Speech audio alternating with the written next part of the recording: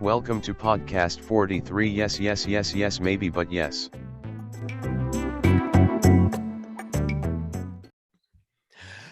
Hello, welcome back to another episode of podcast 43. I'm your host, Chris Borg, and I am joined again, like always, with...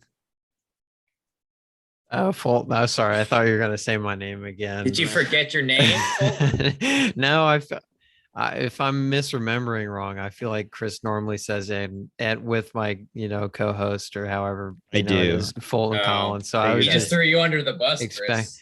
Yeah, he really fucked me over on that one. So, Yeah, but hey, my name's Fulton Collins. Don't Pleasure. wear it out. Yeah. Pleasure to be back, and we've had a long time, I think, champ for guest appearances on podcast 43, Joseph Shin. That's right. I think for this iteration of podcast 43, I think I'll close it out as the most appearances. I think this is either 4 or 5, depending if we include that little cameo I had on Drugstore Cowboy. Oh, that's right. Yeah, you're quickie. You're the only cameo that we've ever had on podcast 43 as well.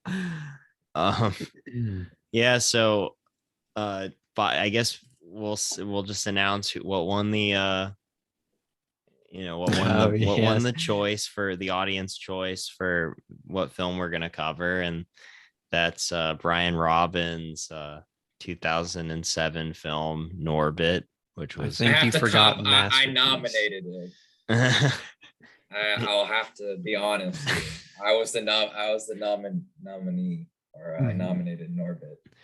And I think obviously Brian Robbins, you can't mention that this is a Brian Robbins film without mentioning that it's a Eddie Murphy and Charlie Murphy screenplay, because they're really the geniuses. It's a star vehicle through and through. Yeah, Brian Robbins has a steady hand at the helm, but Eddie Murphy, and we'd be remiss if we didn't mention that Brian Robbins is now the head of the studio. Let's not forget. And runs. It's amazing that directing this and The Shaggy Dog can really get you places. Don't forget 1,000 Words, Chris. Oh yeah, that's right. Yeah. And also Meet Dave. Let's not forget Meet Dave. Everyone remembers the poster for Meet Dave, I think. Oh yeah, with giant Eddie Murphy and the little Eddie Murphys. Yeah, no. And Good Burger. Did you say Good Burger already, Chris? No, I didn't say Good Burger, but that's another big one. And then Hardball. That was a big cable watch for me at a young age. That movie introduced me to DMX. Rest in peace. R.I.P. But getting back to Norbit, why did you nominate this film, Joseph? Oh, I think it's been unfairly maligned. I think it is one of the finest comedies of its I would say of its generation, but I think actually of all generations. I think it's Eddie Murphy's triple performance should be canonized. I think I want to say maybe his best screen work. I would say I can't think of any others to contest it at this moment. If you have any suggestions, I'd be happy to rebut. I mean, Tower Heist. It was a good little comeback film. I did enjoy that movie. Yeah. I was gonna rebut it with honestly his performance in Dolomite Is My Name. I think that's pretty great. Dolomite Is My Name is definitely, I think, in more ways than one, a successor to Norbit. And it's sort of it's wholesome structure while containing, pretty filthy material. Oh yeah. We can talk about sort of more of the details of that as we go on. Well, I know that this also holds a special place in your heart because your family watched this film many times. So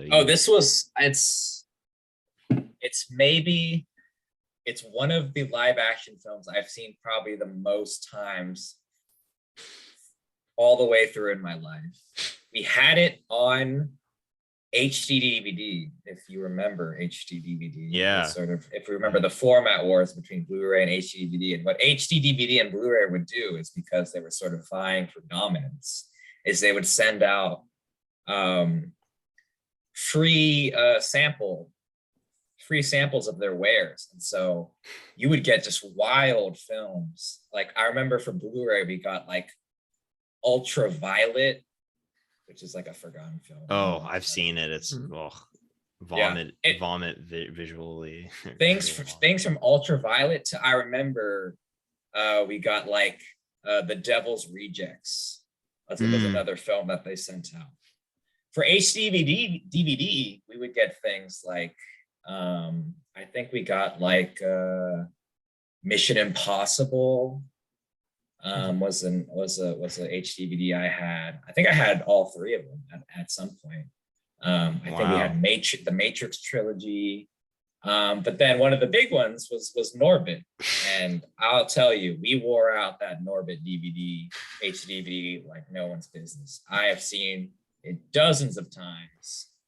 And it's just a fine picture to throw on with the family. We can all laugh at the various foibles of all the characters. It does have a deceptively wholesome sort of structure, while retaining just a meanness of spirit throughout, and I adore it.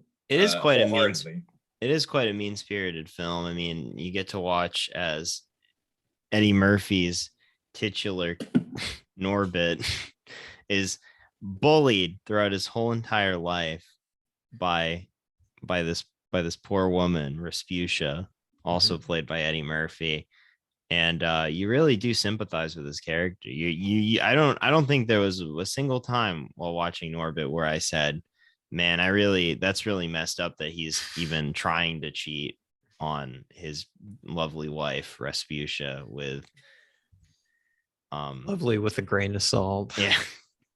No pun intended. If you remember the famous pizza scene, it's more than one grain of salt. Yeah, that is very true. It's a whole damn salt shaker. I was gonna say, I share a similar experience to you, Joseph.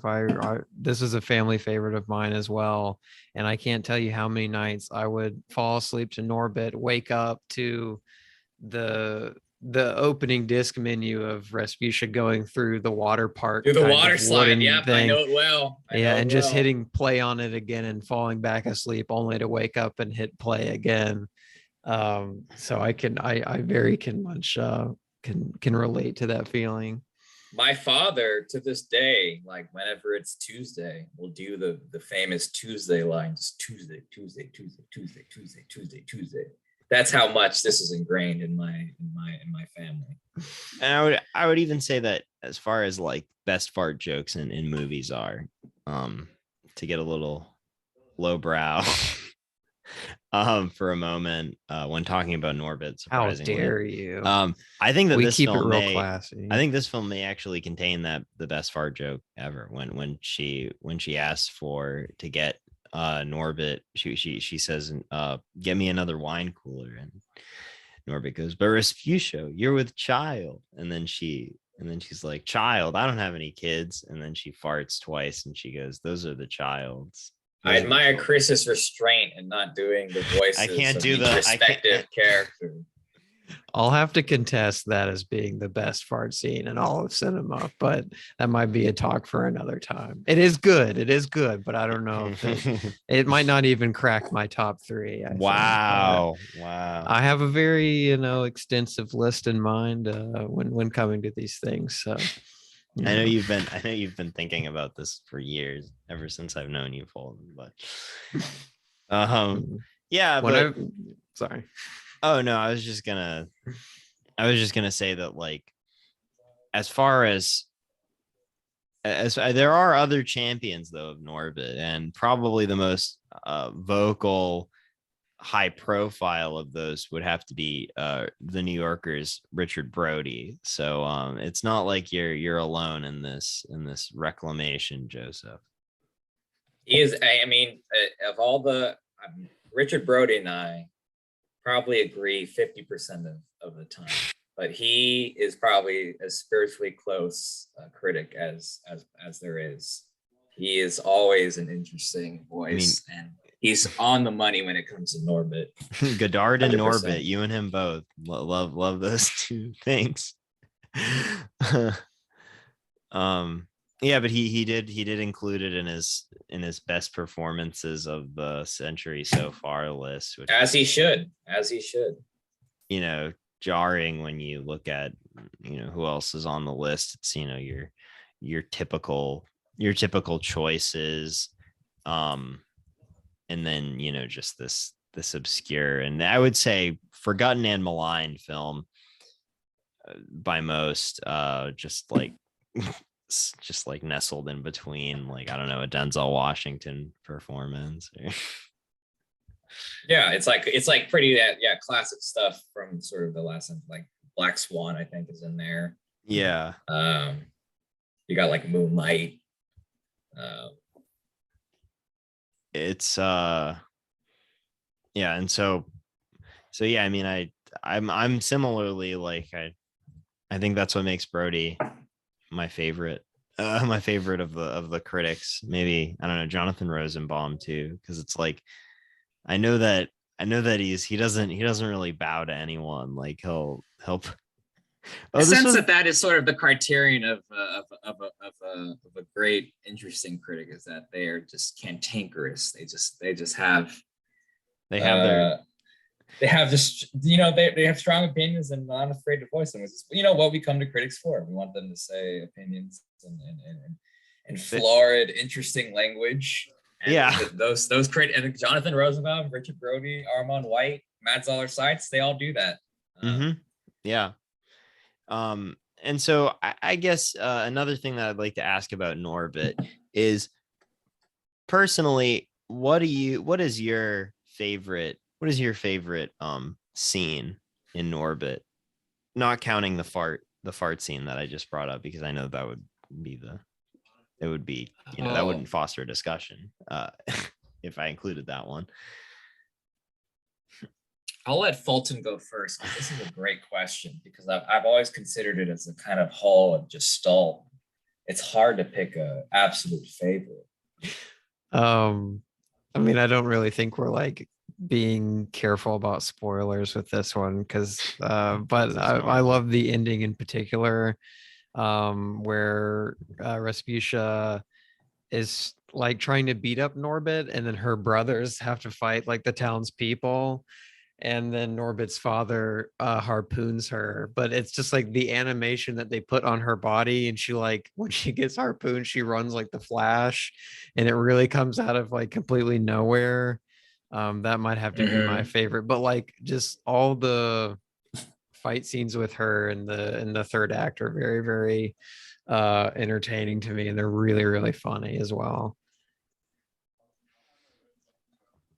Yeah, what about you know, you? a favorite? I have a couple favorite scenes. One scene that like is very minor, but I think about quite a bit because it's just great timing, is when the Lattimores are bargaining with Mr. Wong to take over the orphanage because they want to turn into a titty bar, as it, you know, Nippolopolis. And yeah, Nippolopolis. Which, if you stick around for that end of the movie, it comes to fruition, just where they thought it would be. And there's just this great moment where like they like hand Wong sort of their offer, and Wong wipes his ass with their offer, literally, and then they bang on the table like, "You're dead, old man," and then he bangs on the table and then gets up on it with a harpoon and just like says, "I'm not scared of you, Lattimores," like the rest of the villagers. And it's just such a fun moment. But probably, like, I would say my favorite moment is the sort of the climax where sort of Norbit is on the run trying to escape the Lattimores and sort of get to Kate and prove that Dion is a no good lion, sort of gold digger. And it's sort of cut parallel to this sort of scene where the gospel choir and the Cat Williams and Eddie Griffin character, the pimps, sort of have this big show, and it's like a musical. It's really a musical sequence, and it's played with great verve. And I have to give Brian Robbins credit and his editor. They fine-tuned the sequence. And that's why I find this movie so eminently watchable, because it really is so well put together. Credit where credit's due. Ned Bastille, the editor that I just looked up for Norbit, he seems like him and Brian Robbins seem to be quite the inseparable pair. It seems like they worked on quite a few projects together. I mean, that's one thing about Norbit, is that for all its, I know sort of, we can talk about sort of why it was so reviled by critics and to a lesser extent audiences, but it's a well put together piece. It is a budget studio comedy, the likes of which we don't see these days, and it has its pros in the sense that it is well crafted. And the plot almost mirrors, like, you know, a comedy more akin to something from I would say from like the 80s, you know, like an 80s studio comedy. I find the plot structure of like, we have to save an orphanage, we have to raise that's the thing about Norbit, is that it's a very classical film in terms of, on paper, when you write down every beat of the plot, it's very classical in construction. It's just in how far they take sort of the grotesquerie and sort of the caricature that is of more modern sensibility. Yeah, I mean, Rasputia is just a cartoonish villain if I've ever seen one. I had a following question for you, Joseph. I was curious to know, did you get behind kind of like the Instagram decides? Did you send it to other people? Were you like petitioning it, or did you just kind of let it do its thing? I asked a couple of friends of the podcast to chime in. I have no idea if they actually did it on my behalf. They certainly never told me that they did. I had one person who was like, "I'm gonna vote for Dredd. Sorry." That's actually Nathan, who has been on the podcast with me. Are you a fan of Dredd? Just as a quick aside. I do love Dredd, but you know, my allegiances lie with Norbit. To Norbit. I see. I didn't rig it quite as successfully as Ben did with 9 Lives of a Wet Pussy. That was a much more complete and total jamming of the the democracy that Podcast 43 is supposed to represent. Well, I think you mean the episode that shall not be named. If anyone can find that episode, I'd be interested. So, but I guess to focus back on Norbit, I think I mean, going along with what you were saying with how like well put together it is, like I was often surprised when, I mean, since Eddie Murphy is playing 3 separate characters, like how seamless all those scenes are put together as well. And I mean, you can see the techniques of, you know, using a stand-in kind of over the shoulder and stuff like that. But I think there are some sequences that rely on, you know, visual effects to kind of superimpose his face onto another, you know, onto a stand-in. And I still think those kind of hold up even till this day. I think there's only one sequence that I was like, yeah, I can kind of see the face wiggling around a little bit, but I was surprised how like well a lot of the more subtle visual effects held up. Right, and we can't have this podcast without mentioning Rick Baker, who I think would surprise most people if they haven't seen Norbit, that he's involved with this film, the famous special effects creator. Who I think probably most people know from An American Werewolf in London, the famous werewolf transformation. Videodrome as well. Right. Yeah. I mean, his list of credits is long and very accoladed. But the fact that he saw Norbit, or I assume he was given the script of Norbit and said, this is a challenge worthy of sort of the great Rick Baker. That does tell me that, you know, I think that people who sort of are disgusted with Norbit maybe are being a little disingenuous. And he does great work. Like Fulton said, the Respucia sort of the costume is seamlessly integrated. And I guess we can pivot into talking about, I mean, that's probably the flashpoint of this film is just Respucia. Is probably, I mean, everyone who's seen Norbit thinks of Respucia. That's sort of the focal point, even though, you know, it's called Norbit. It's really Respucia's film. And it is, I think, undeniably the reason why it was so reviled upon release is that people thought this is another Black man doing a caricature of a, you know, overweight Black woman. And I think I think sort of why it became such a flashpoint was that, you know, it was this concern of representation in films. Who were the people that had sort of the voice, and who are the people who were sort of eliminated? And I think that's a very valid question. I think it's important that that's brought up. My counterpoint would be that Norbit is not a comedy. Norbit is a comedy that works in extremes, and I don't think Respucia is necessarily representative, or Eddie Murphy's depiction of Respucia is representative of sort of, you know, a larger Black woman. I think it is a caricature in the truest sense, and that is it doesn't have a real referent in reality. I don't think there are people that exist like Respucia is a monstrous character. It's like it's more like a concept, or like a boogeyman, than it is an actual character. I would say it's not. I don't think he meant to sort of belittle sort of a sector of the population in the way that maybe some people thought he was. Mm-hmm. It's like well, we'll get into this later, Joseph, but it's like reminiscent of the awful fat suit work that Gwyneth Paltrow has to undergo in Shallow Hal. Where it's another misunderstood film. Yes. Very unrealistic body proportions that just look just absolutely jarring and to the right. And her behavior is just completely comical. Everything is played for a laugh. There's nothing that Respucia does that reeks of any humanity. Besides maybe I would say sort of this primal outsurge of jealousy that she feels that Norbit is seeing other people. That I think is sort of where the sort of power, her power comes from, is that she is this force, but she still has sort of this jealousy that Norbit is sort of fraternizing with other women.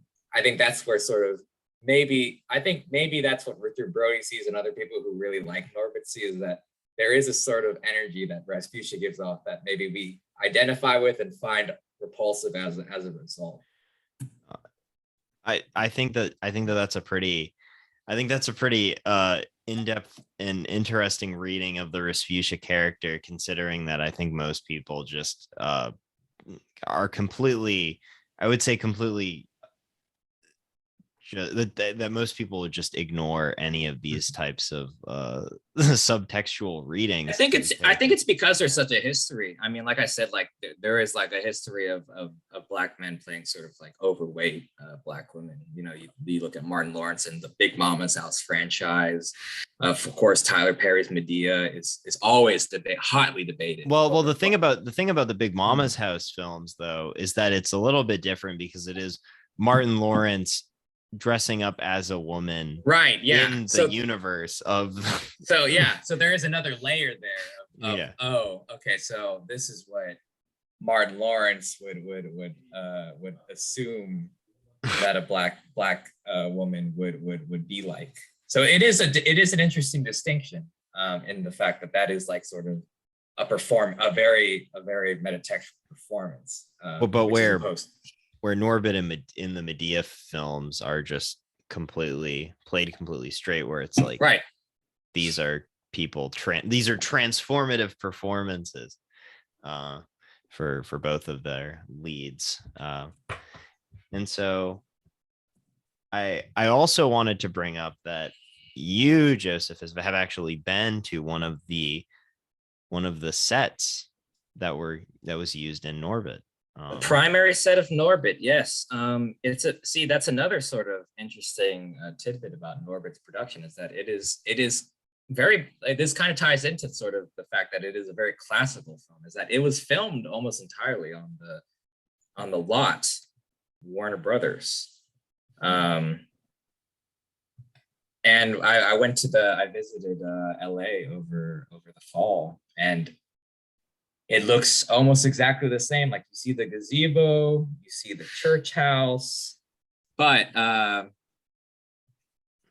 you see, I mean, it was really all inspiring to see, like, sort of the location where the villagers run the Lattimores out of town, and just know that you were at that point in history that happened.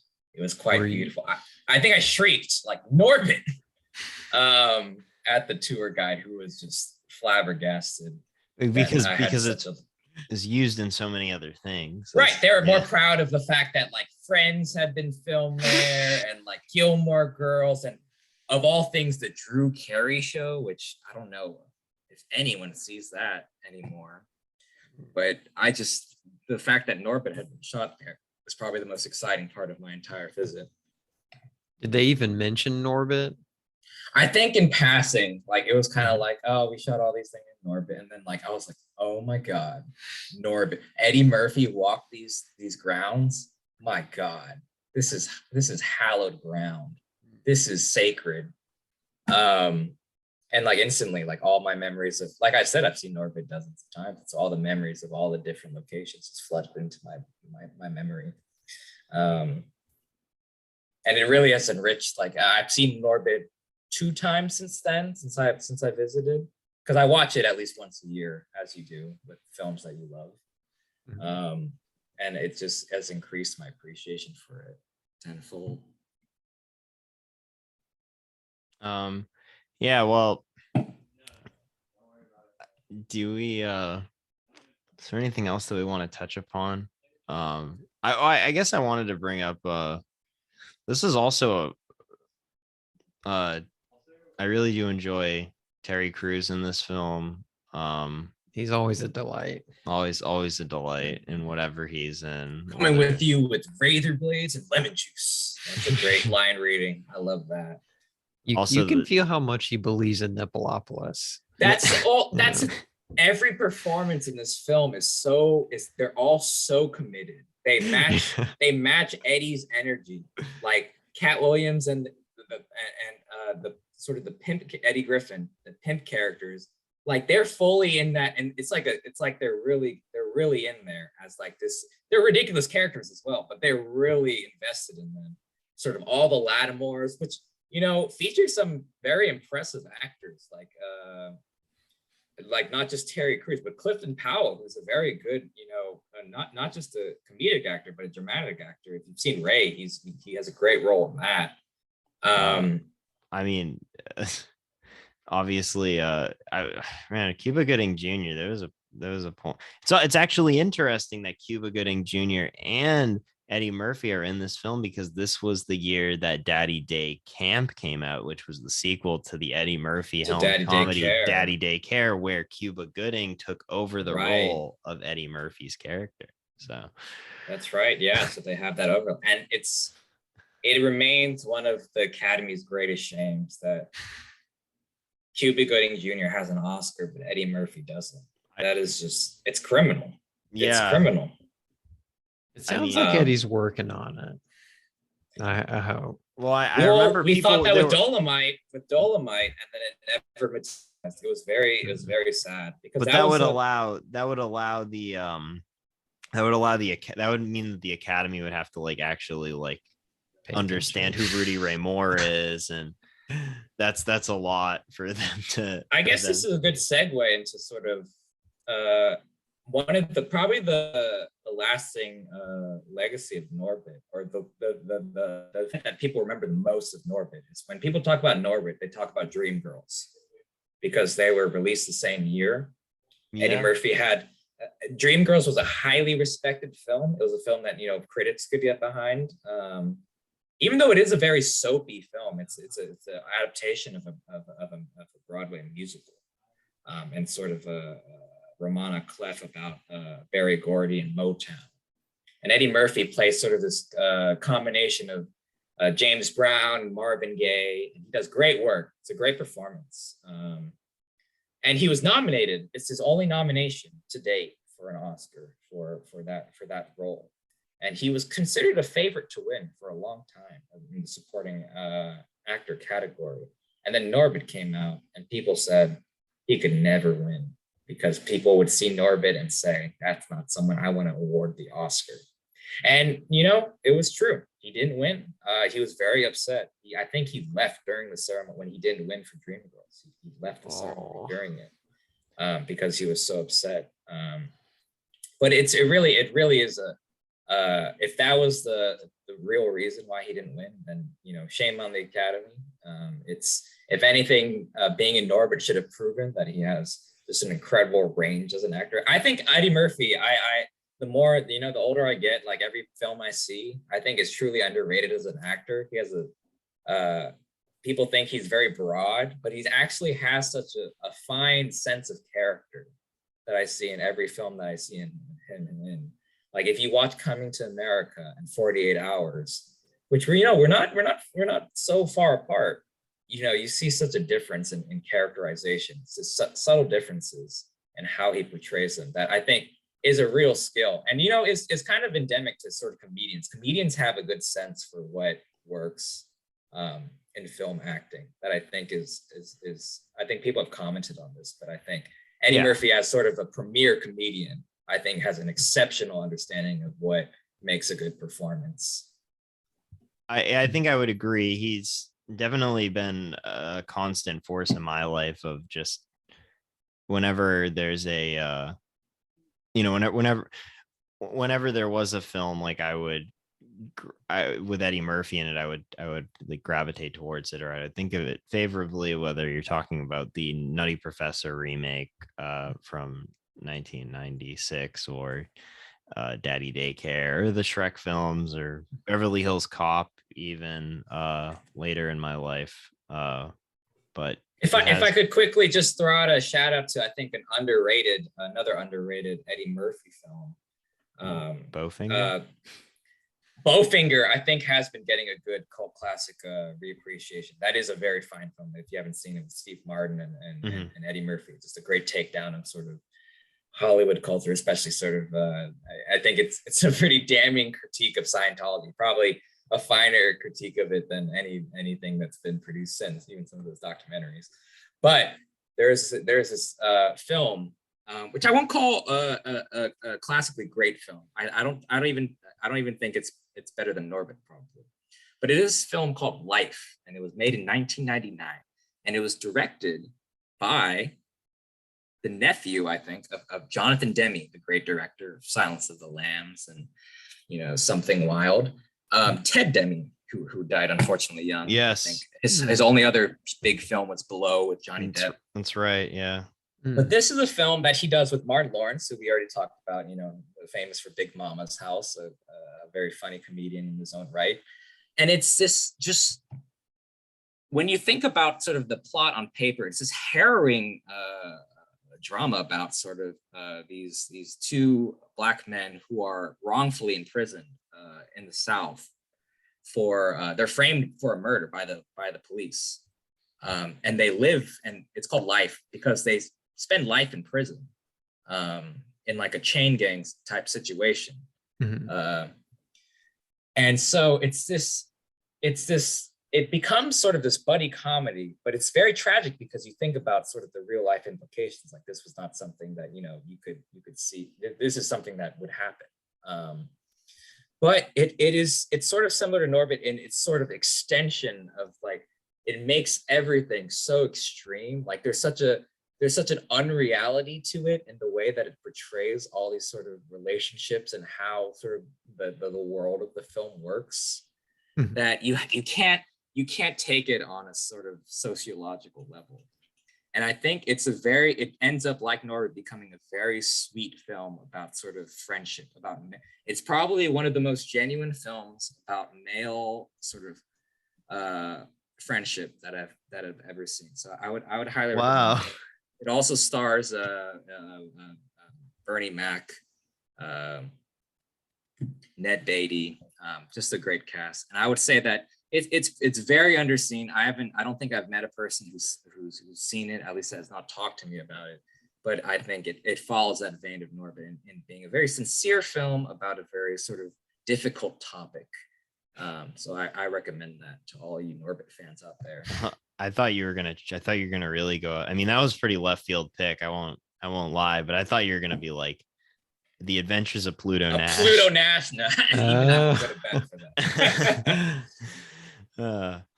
Yeah, but I think this one is I think it still has maybe a bit of marinating for maybe a lot of people need to marinate on this one before they can. I hope we've offered some alternative interpretations that can sort of improve your appreciation of the film. And if anything, if you can't find this film sort of its merit on any other level, I'll be the first to admit it's not like an aesthetically, beautiful film. It's very functional in many ways. Yeah. But the performance of Eddie Murphy is something to behold. And I saw it with Reagan Jones, another friend of the podcast. That was my most recent watch.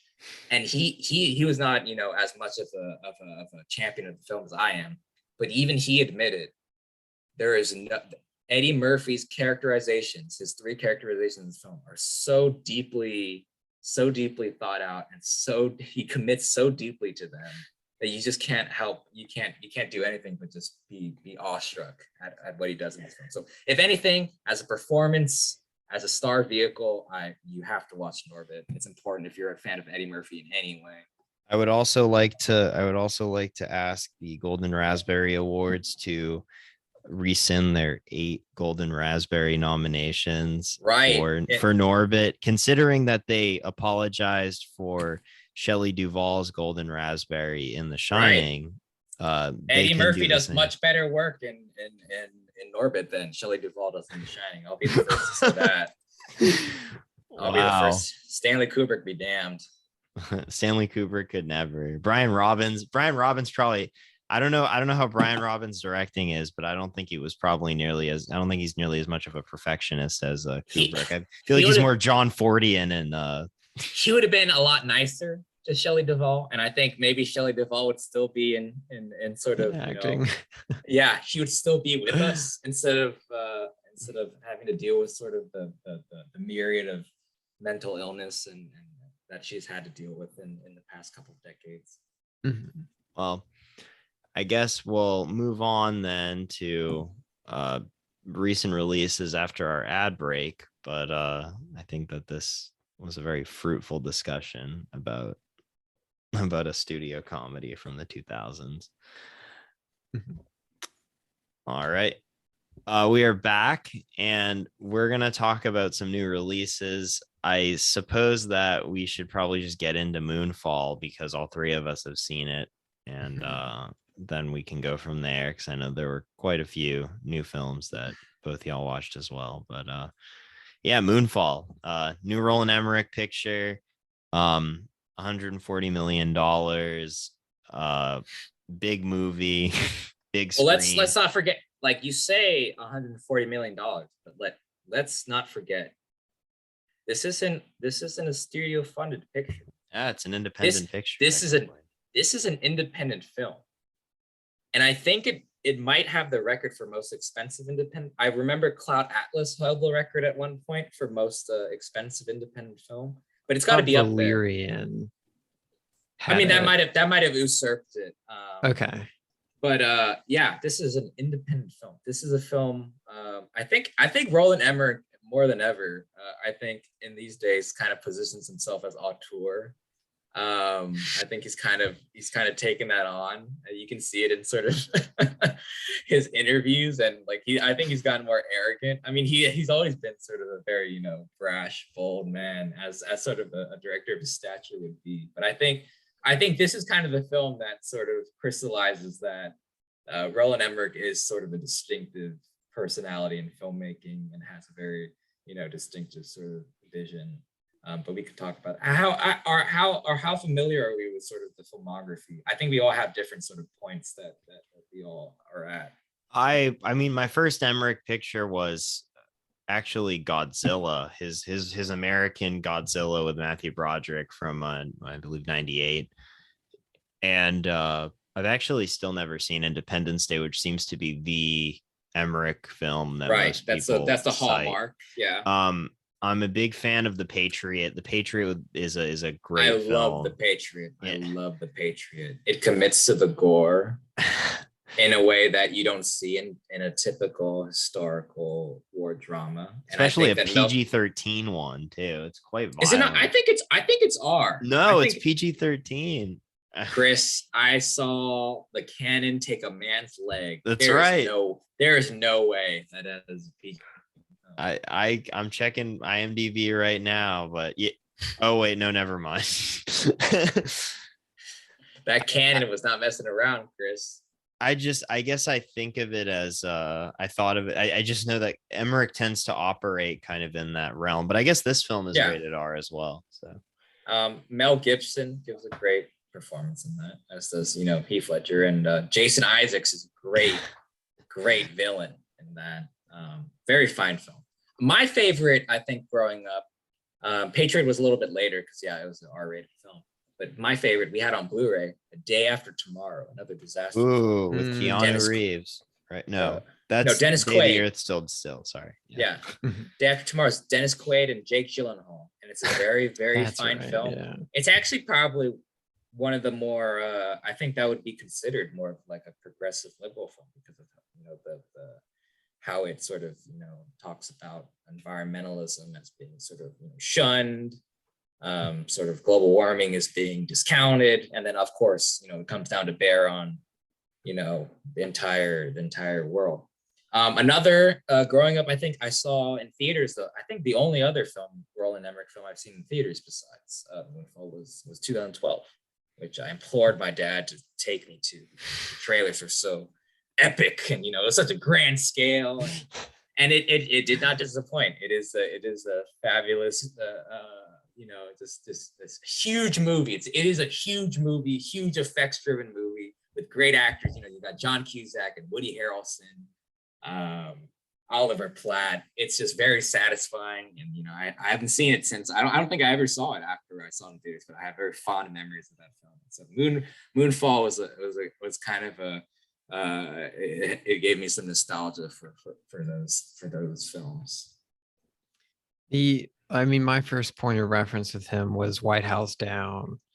And I remember seeing bits and pieces of 10,000 BC, but I don't think I've ever I think I've probably seen most of it, and I've probably watched it with my parents, but I just don't really remember too much about it.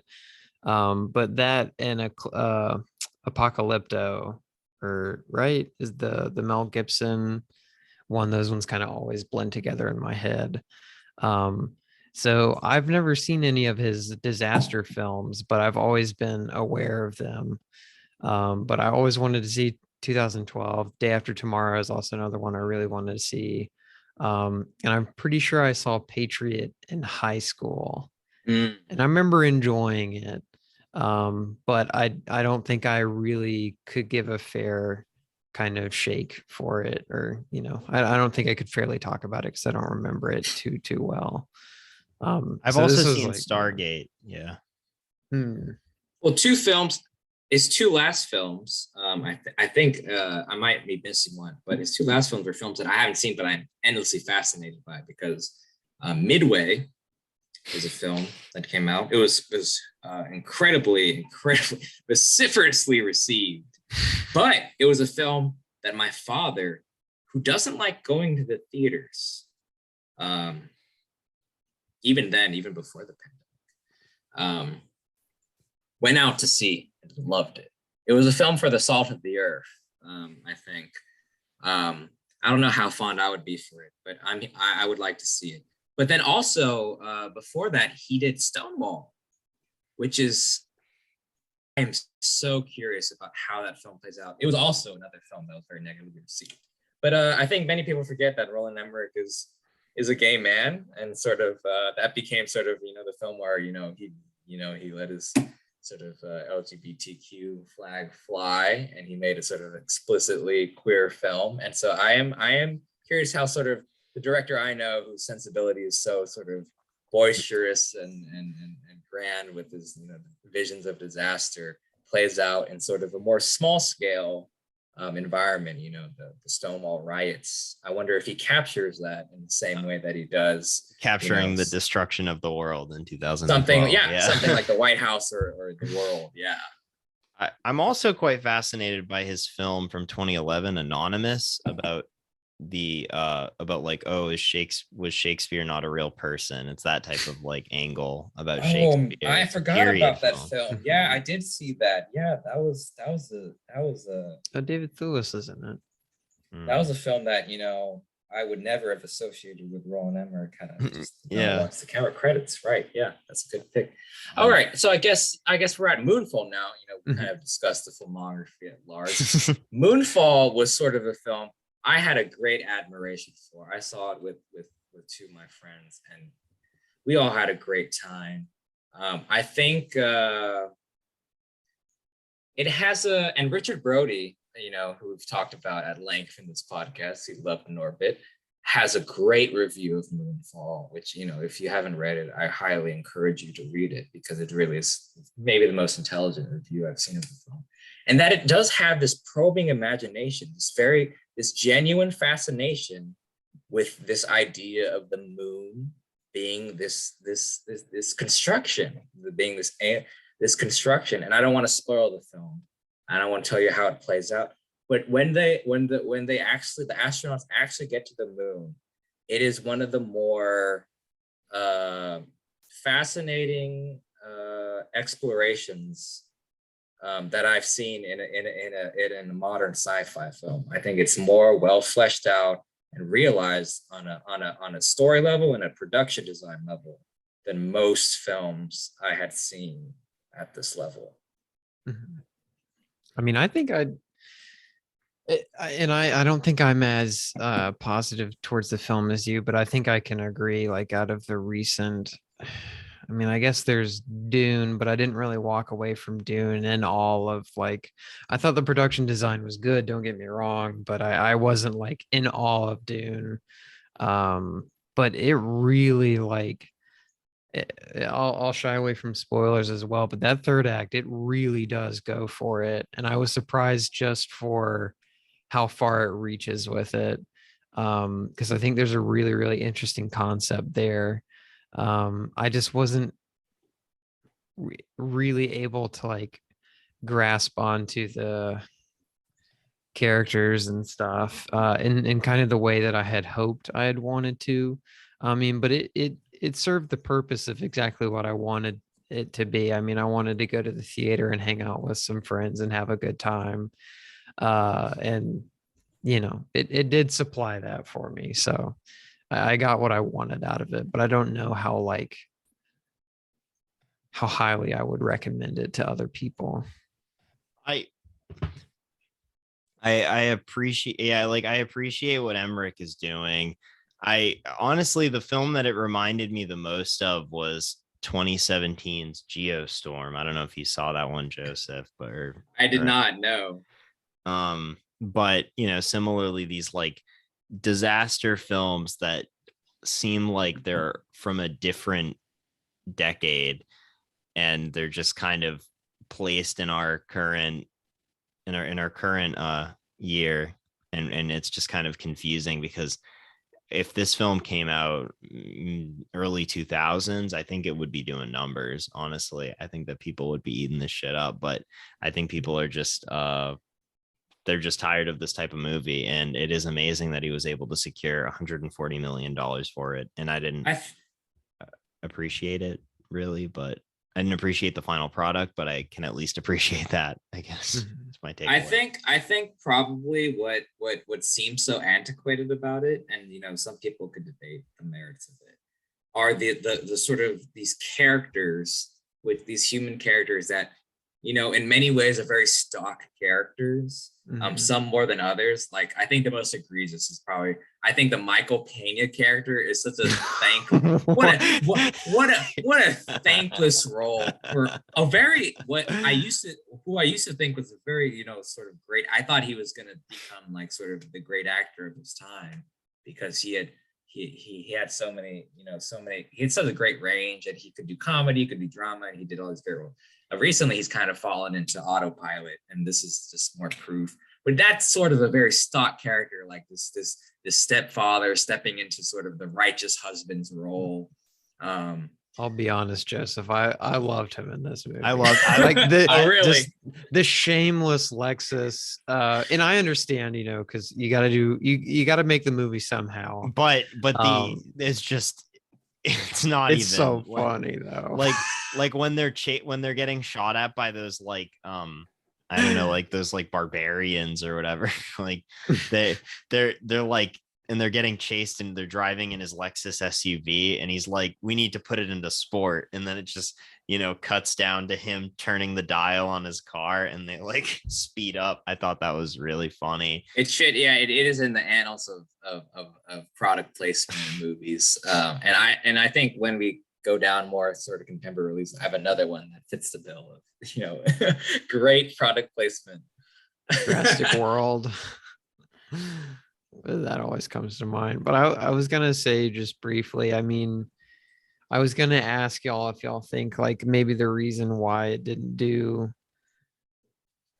well, I'm already seeing a pitfall in my question, but I was gonna ask, since we're not fully out of COVID, but we're working our way through there, maybe the commercial reception wasn't there because people aren't very interested in movies about the ending of the world while we're currently coming out of what felt like the ending of the world. But then I think about Don't Look Up, and that movie did pretty good for Netflix. I think it's safe to say.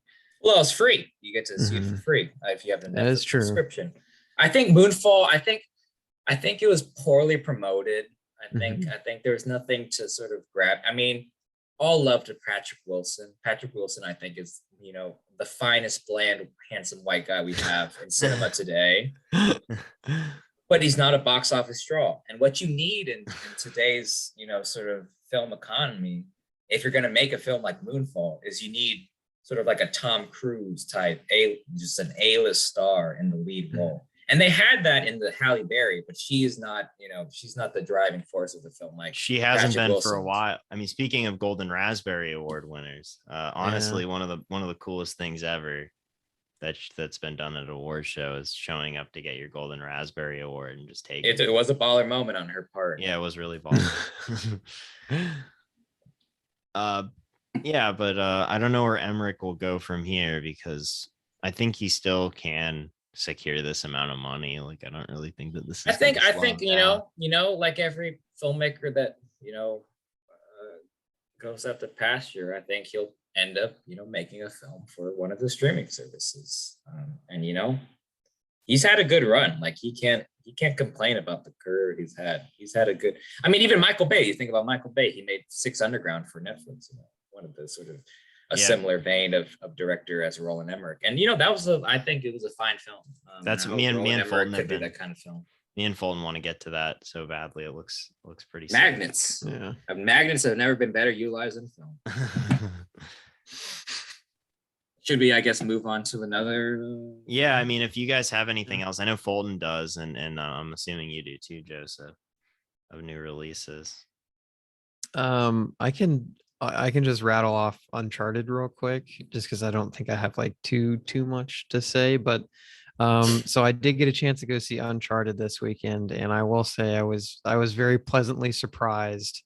I went in kind of wanting a fun adventure film, and this is and I did get that. I would say that this is in the very similar vein of like a lot of Sony's other outputs in terms of like Morbius and Venom, and even films like Marry Me and Dog that just feel like such a they just feel like movies picked straight out of the like mid 2000s and plopped right.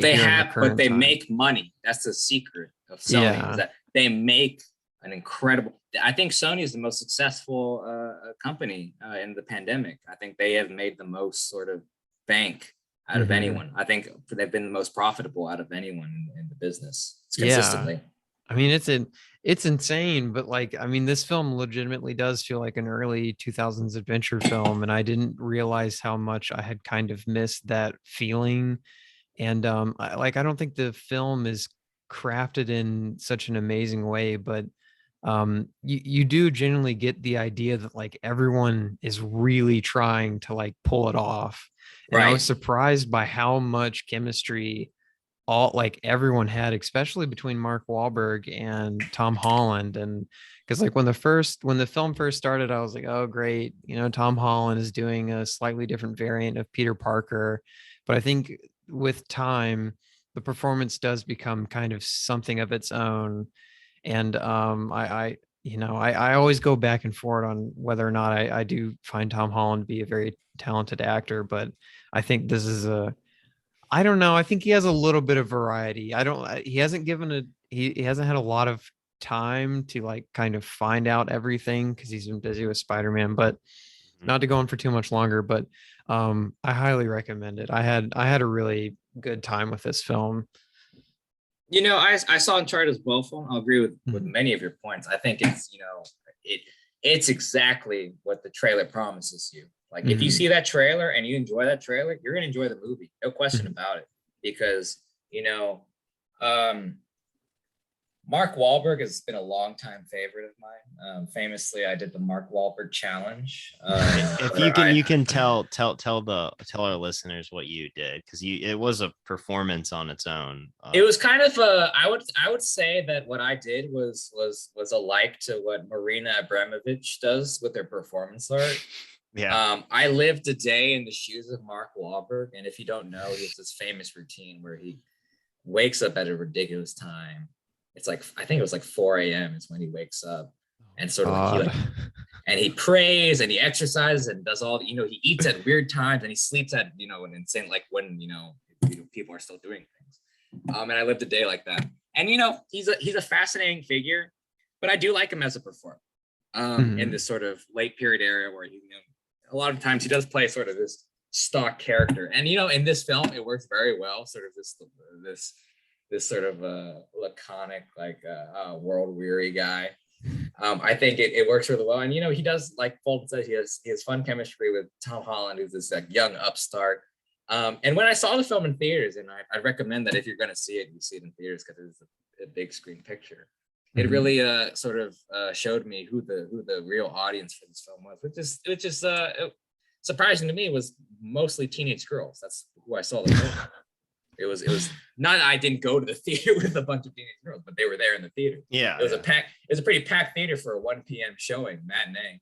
See, that's interesting because I saw it Friday night, and like the theater was like practically sold out, but it was like a ton of like southern like neckbeard type dudes. Interesting. And like frat guys. It was a really weird. So I guess there are different pockets. So like this film, that's the genius of this film. And I hesitate to say genius in such a flippant way, but the genius of this film is that it really is trying to appeal to the broadest audience that it can. And so obviously you have the video game property, which draws a lot of people in. Probably one of the most popular video game franchises of the 21st century. I played them all, 1, 2, 3, 4, and Lost Legacy. They're very fun. For those people that like those games and see the film because of the games, this film is not like the games. It's very, very different. They sort of cannibalize some of the visual imagery. Like if you've seen the trailer, the famous part from Uncharted 3 where there's sort of this plane fight. That they recreate that pretty exactly. They take a lot from actually the 4th game, which is very curious because the 4th game is where Nathan Drake is at his most mature, sort of this gristle character. And obviously in this film, Tom Holland is a very young person starting to become into the persona that we know as Nathan Drake. But, I didn't know that you were such an Uncharted. No, I mean, I do really enjoy Uncharted because obviously it cribs a lot from Indiana Jones. It's one of my favorite franchises, and also the 3rd game is has very direct ties to Lawrence of Arabia, so I appreciate that. This film sort of changes the formula, and it's because of the casting. I think it really is because I think Tom Holland had pitched this or received this film because he was trying to make a young James Bond film, and so they kind of retconned it into sort of an Uncharted film. But I would say he's adequate in this film in the same way that Timothy Chalamet is adequate in Dune, and that they're like a fine screen presence and like does what's required of them. I would say nothing special sort of transpires, and I would say there's some, special, photogeny in Tom Holland's performance here, but it really works for, the other target audience, which is, teenage girls who really love Tom Holland and everything he does. Because the people in front of me with sort of this gaggle of teenage girls who actually, famously are sort of the harbingers of great taste.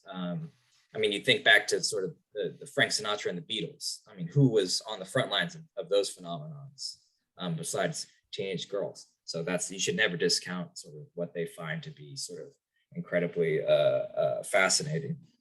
They treated this film like it was a white knuckle thriller, like they were watching The French Connection. Like their hands were on the seats. Anytime Tom Holland was in danger, like hands over mouths, gripping the seats, just shocked beyond all, like something bad's going to happen to Tom Holland.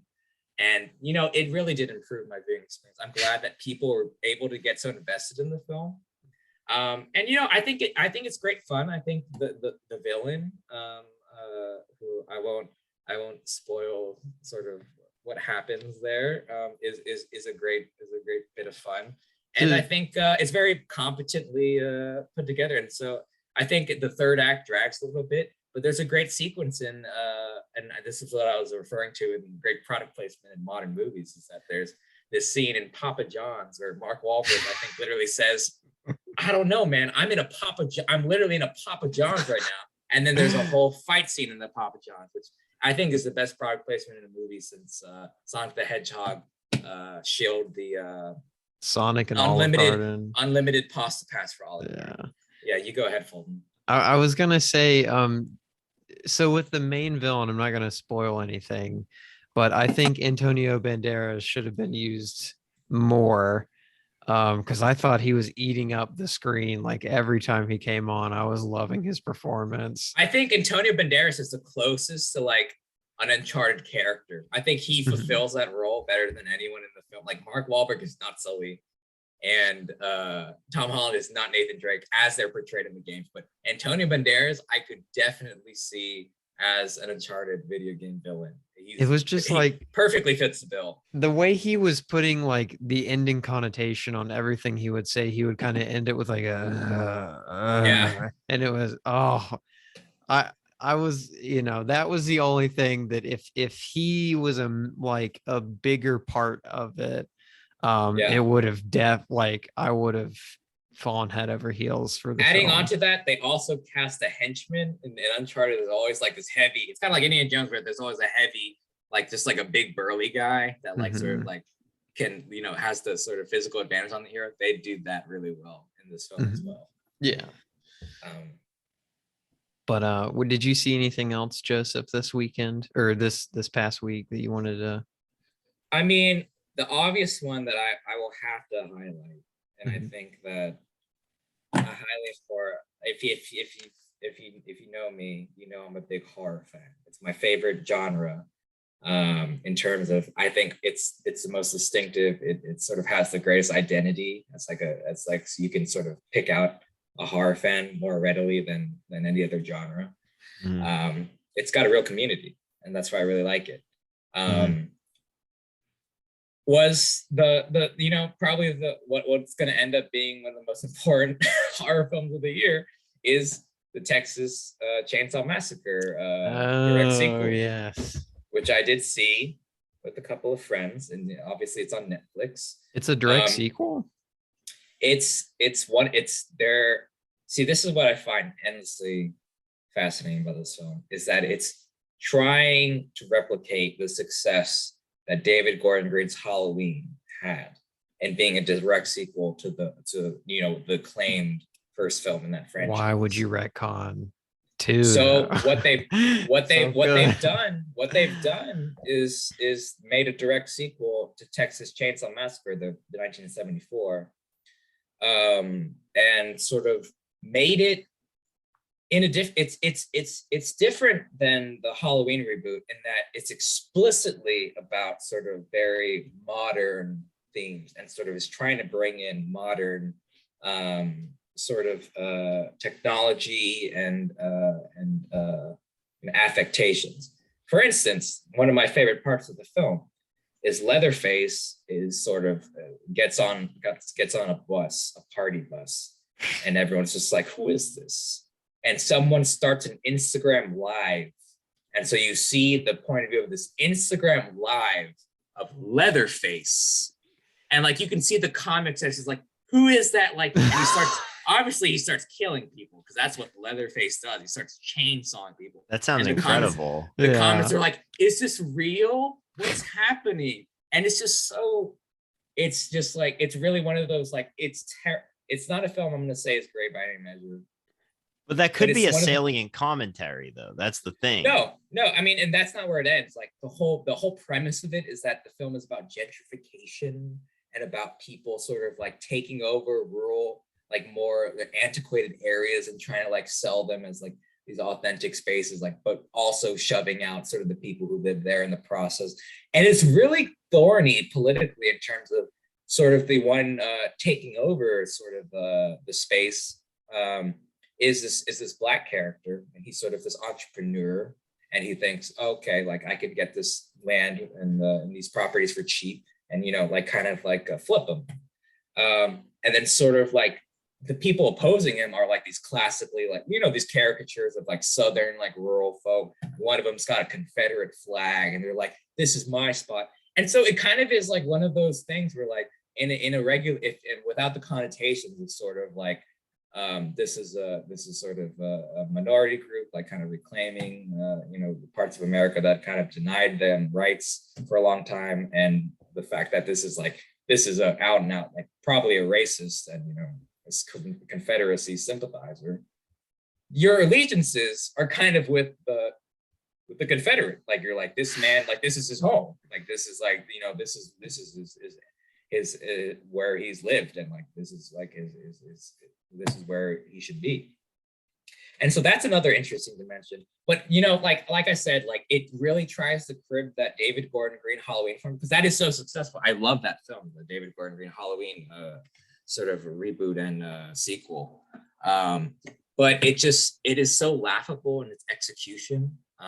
They try to replicate the Jamie Lee Curtis, like Laurie Strode, like she's old, but she's badass, and she's sort of like, a strong female character in the vein of like a Ripley.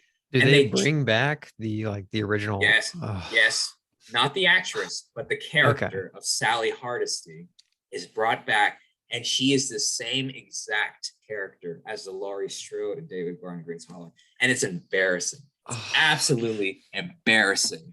And wow. I think it really has to be seen to be believed. And so I think it's more of a fascinating comment of the state of sort of just like modern horror than it is a good, a well put together film. But I think it's worth it for that. And it only runs an hour 10 without credits, so it's not a hard sell. Well, I was gonna say, I know like it's had a very troubled production, because I think there's a pair of French brothers that were originally attached to it, and they had their own idea. And then the studio wouldn't approve it. So then I think they ended up having to leave, and then the whole script got rewritten, and then the whole visual style changed. And so I would be interested to know what that original idea was. Yeah, I mean, and I'd heard that it has Elsie Fisher of 8th grade fame. This is kind of her first major role, I think, since that film. And the sort of, I remember the producer of Don't Breathe, and the director of the first one, Fede Alvarez, had said that Texas Chainsaw, this new film, would be even better than Don't Breathe 2, which I thought was pretty good, a good sequel to that film. And so I was kind of excited, but it really, like I said, it's more of a symptom of sort of how sort of horror, which has become a more respectable property, especially in this last decade, where like they're trying to follow the money, but just it has no bearing on sort of the artistry of the film. So I recommend it just in that to read it in that way.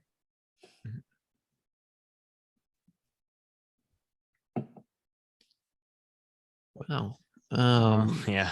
Did we want to wrap it up, or did we want to talk about like maybe one film that we've all watched, or how did y'all want to kind of bring it all? I think I could pick definitely one film that I watched this week that I would I think maybe me and Joseph could spar a little bit over, which is the movie Shallow Hal by the Farrelly brothers, which I watched probably I think I watched about half of 4 years ago, and I couldn't get through it, and I finally did power through. And despite it kind of opening quite having quite a strong opening with a awesome needle drop of because that's the one thing about the Farrelly brothers that I like have to give them the most props for, is that they have really good taste in music.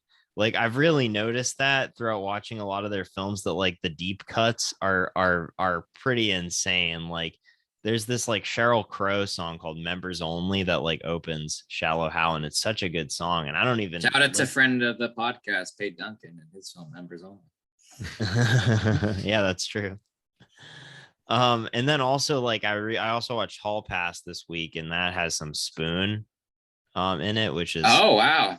Yeah, I haven't seen Hall Pass. Is it? Would you recommend it, Chris? No, I didn't see that you'd seen it. Okay, all right. The only thing I'd recommend is Richard Jenkins has a great little moment. Richard Jenkins. He's always probably my favorite character actor.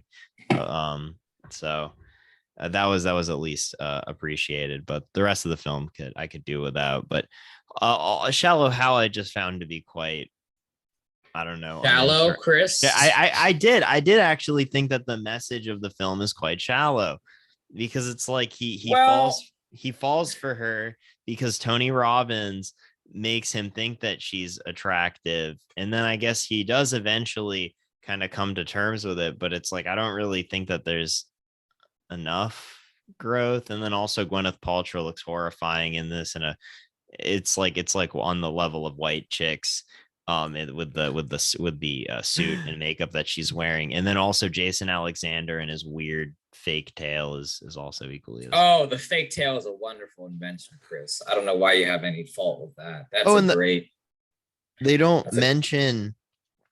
They also don't mention that like he has like a toupee like at all. Like there's like a one-off joke, but Jason Alexander's toupee is also really bad.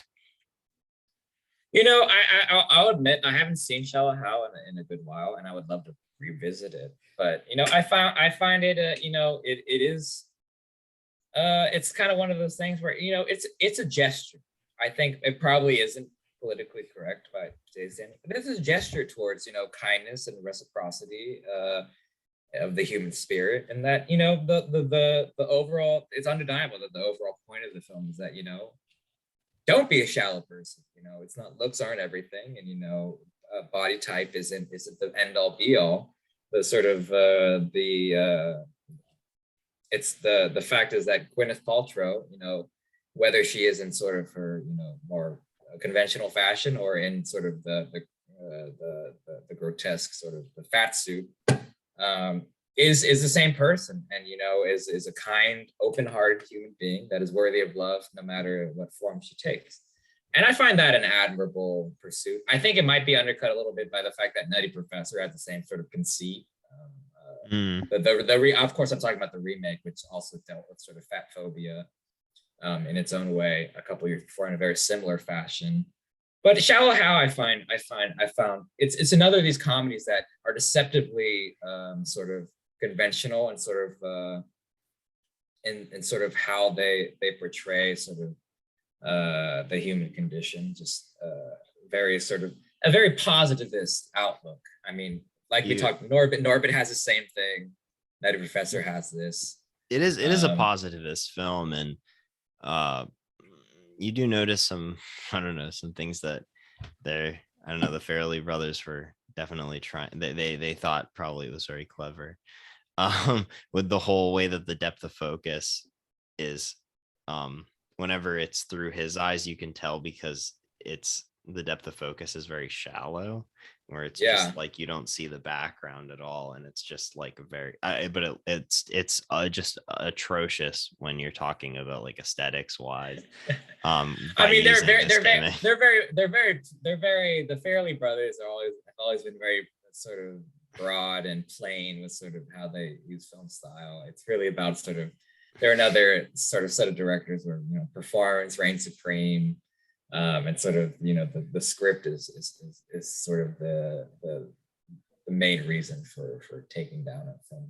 Another slight against it is the Farrelly brothers are usually the biggest champions of New England, but this film does not take place in New England. It takes place in Charlotte, North Carolina, which was also disappointing. At least Hall Pass took place in Providence, Rhode Island, which is, there's not a lot of films set in Rhode Island, you know? Oh, no, unsurprisingly so. In any case, I think I'd take of the Farrelly sort of the corpus, and this is another film I saw around the same time as when I last saw Shallow Hal, was Stuck on You. I'll probably take Shallow Hal over that film. Really? I like Stuck on You more than Shallow Hal, honestly. I think Stuck on You has a more endearing gimmick, honestly. And I think that Kinnear and Damon are quite the pair.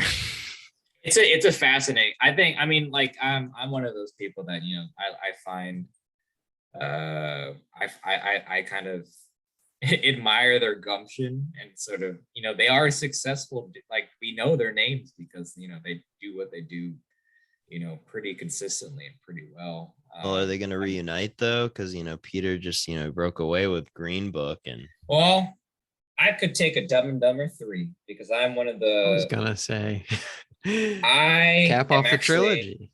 I'm actually a big fan of Dumb and Dumber 2. I love that.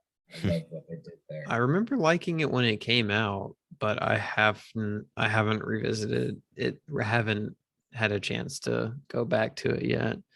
It's but I bold, love the first one. It's incredibly bold, and how its depiction of this quasi incestuous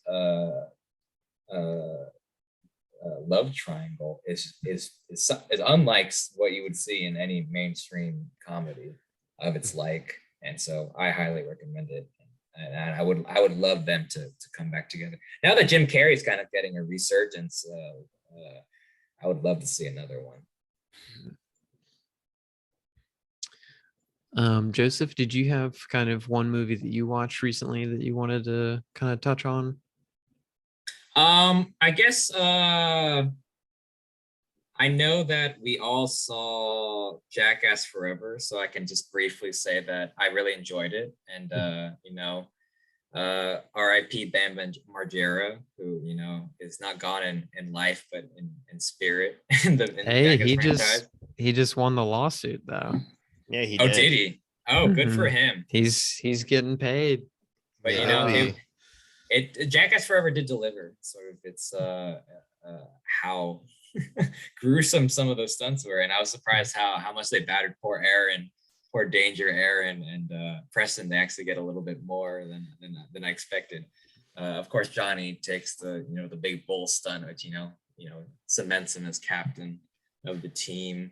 But one film that I wanted to touch on, just to make sure that no one sees it, to make sure that no one sees the shitty movie, is Blacklight.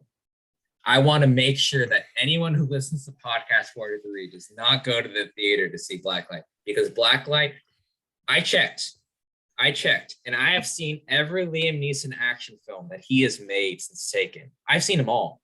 I'm a big fan. I love them all. I love them, even when they're bad. If Liam Neeson has a gun in his hand on the poster, you're there. I'm there. And if you've seen the post for Blacklight, it is the most nondescript. You couldn't tell anything. It looks exactly like Taken. You can tell anything about the plot. If someone showed you the poster for Blacklight and put a gun to your head and say, name me one specific plot point of this movie, you can tell them. All it is a picture of Liam Neeson with with an orange and blue background. With But a he's gun in his got hand. he peed his pants though. Yeah, That's like the famously pees his pants. And the tagline is, "You're gonna need more men." So that's all you could say, not knowing anything about the film. But it is the most lazily constructed film. It is by far the worst Liam Neeson vehicle I've ever seen. You can see that the scenes are showing because what they do is so many of the scenes are Liam Neeson in a car, just driving. Do you think he's like entering his late period Bruce Willis? I think he is, because they've also handed off a lot of the action beats to other characters in the film. He's not there's like he's not the sort of only character. But why don't they try to do like kind of a team, like find some young guy that will always team up with Neeson in these films so they can kind of gradually do a passing of the torch and kind of build up this type of rapport with this new but that's the thing member. About Bruce Willis. That's the thing about Steven Seagal is they're not fond of they don't do that. You know, they want to be the big hunt. They want to be the only person of name in the cast. And in this film, I mean, I think it was funded by like a Chinese production company. Like it wasn't like some like big budget US. I mean, it has a bigger budget than you think it has. But it was the first time where I was like, maybe he needs to let this go. Maybe he needs to move on. And I've heard the last time Liam Neeson was in the news, besides sort of this Blacklight stuff, is that he was being courted to be in a reboot of the famous comedy franchise, The Naked Gun. And he said this might be the next step in my career. It might be the end of my career or the next step. So I would prefer that to more Blacklight. But do you think he can like? I've never seen him in a comedy. Well, he did. I think Seth MacFarlane is part of it, and he did that Million Ways to Die in the West. That's right. Yeah, I forgot about that. Interesting. I mean, no one thought Liam Neeson was going to become a Charles Bronson type action star. So no, that is true. Yeah. I don't think that people watching Schindler's List or even Star Wars: The Phantom Menace, for that matter, would think that, you know, in 10 years time, Liam Neeson would be building up a resume of action. He had a great run. Like I think it's nearly 15 films he made under this sort of resurgence of action films. I actually have a letterboxed list of movies of the Liam Neeson films. Movies where Liam Neeson has a gun in his hand on the poster. The films are The Commuter, Taken 2, Taken 3. I counted the A-Team as well. Nonstop, Unknown, A Walk Among the Tombstones, Run All Night, Honest Thief, The Marksman, Seraphim Falls, and Blacklight. I didn't count what's Cold Pursuit because he doesn't have a gun in his hand on the poster, but that is but it does count in that era. Yeah. And even one that is sort of the most intelligent of sort of this period of Liam Neeson films. Like, I highly recommend if you haven't seen it. It was actually a popular film that came out, so you might have seen it. The Gray. I've seen that. I've seen The Gray. Which it's undeniably the best of sort of this period, besides sort of the Taken film. But the one that I would highly recommend, which if you're not sort of a Liam Neeson junkie, that you might not have seen, is Run All Night. I think Run All Night is an exceptional action film. Liam Neeson is great in it. But probably greater than him in the film, I think, is Ed Harris, who's sort of his antagonist, and Joel Kinnaman plays Liam Neeson's son, which I think kind of is what y'all were talking about with like maybe he should have like sort of someone to pass the torch to. Joel Kinnaman is a nice sort of guy to sort of fulfill that role, and then also it's got Common, and you know it's always funny seeing Common on screen. So if that's kind of the as a sort of Liam Neeson action film expert, that's what I would tell you to seek out. That's interesting because last time I think we had you on, I talked about Wanted, which had Common in it. I want to say so. This is an interesting follow up to that. The one movie I want to talk about real quick is Private Resort from 1985. It's an early it's early on in Johnny Depp's career. It's a teen sex comedy, and I think it's just as problematic as most of those teen sex comedies. Doesn't quite reach the level of Porky's in terms of its like sexism and racism, but this one is I don't really think I could highly recommend it. I mean, I think if you are a Johnny Depp completionist, I think I can see you going after this one. But other than that, you know, if I was going to offer a different kind of perspective on it, Joseph, like you said with Texas Chainsaw Massacre, just to kind of see it for, you know, what it is. Like, it starts off as a teen sex comedy, but it slowly kind of dissolves into a really weird, like over the top comedy, but it doesn't really stick that kind of landing, because like the A plot is Johnny Depp and his co-star, they're on vacation with their family at this resort, and they're just trying to have as much sex as possible. And the B plot is that there's this hired gun type character who's there to steal this diamond from this really wealthy woman at the resort. And so then that ends up, I mean, the movie ends in a giant shootout, and it's it's really odd. And they were working with a small budget, and so I don't think it quite like sticks the kind of scope it was trying to go for. But yeah, no, I kind of just wanted to talk about this one because it's a film I've been interested to see for a really long time. But yeah, I mean, I can't really, I don't know if 21 Jump Street came out before or after this, but I think it still does kind of carry the idea of Johnny Depp being a very charismatic kind of screen presence. And I think he is good in this film, although it's just what his character does a few times make it a lot less. You don't really want to root for him in a lot of the cases. There's one moment where he tells his co-star to you know, give a girl quaaludes because it'll loosen her up and everything, and you know, and so it has its issues with a lot of those teen sex comedies. And for some reason, I don't really think I enjoy a lot of these teen sex comedies, but I do enjoy watching them just to see kind of what they encompass. So that was my one movie. So but I guess, Chris, now that we're at the end of the episode, me and Chris have been doing some talking and planning. And I know this episode did not come out on time like we had planned, and we are sorry about that. So that also makes the next little bit of news a little bit harder to swallow, but I think it will be all for the better. It will be it will be a fruitful hiatus. Yeah, I think. But basically, we are restructuring the entire podcast. Don't worry, it's still going to be about movies. We're not going that far. It's going to be like a Euphoria podcast, actually. Now yes, yeah. Well, I think you mean Entourage podcast. Oh yeah, sorry, I'll forgive you for that slip of the tongue. So. But yeah, we're basically going to restructure the entire podcast, and each month we will be focusing on different film related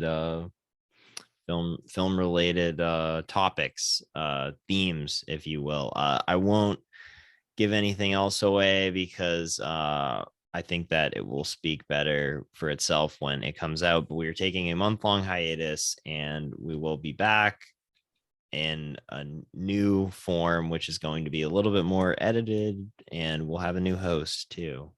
So a third more host on that in the future. But thank you for staying with us for so long, and I hope that you will continue to stay with us while we change gears a little bit and talk about new and kind of go with a new angle with podcast 43. So Well, Joseph, also thank you for for coming on. Yeah, thank you, for this Joseph. Thank you for episode. letting me, blow out this first iteration of Podcast 43, and thank you for your service to Oh, thank you. Yes. film community. Yeah. Well, Yeah. stay safe and God damn it, Chris. no, we're gonna it's a role reversal for the before the hiatus. Oh, okay. Stay safe. Stay wavy. All right.